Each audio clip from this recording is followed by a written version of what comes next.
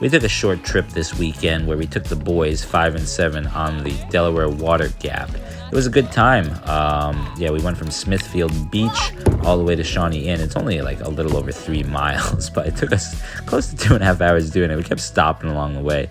I just put the kayaks, our adult kayaks, on the roof, and then there are little kayaks on the inside. These are nice. They're just $100 little kid kayaks, go up to 130 pounds. Yeah, boys. And the kids can maneuver them really nicely.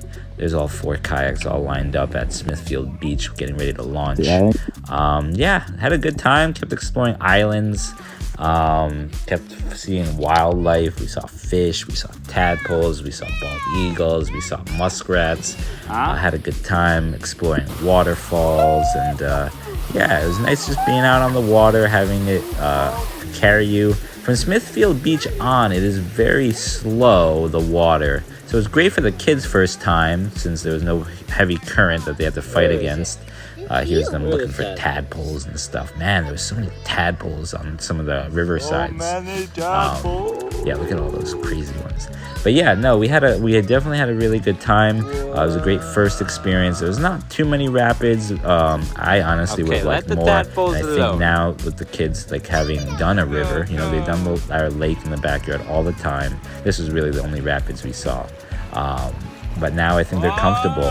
My 5-year-old, I did bring a bungee cord, and about half the time I had him bungeed to me when he was going too slow. But the other half he did himself, and he did pretty well keeping up with us.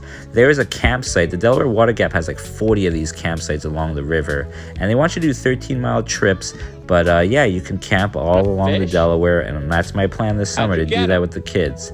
Oh, here was a cool shot where my son actually picked a fish up out of the water. I think I had gone to the shallow end. There he goes, he tossed it away. But he had a whole fish in his hand, so that's a pretty cool accomplishment.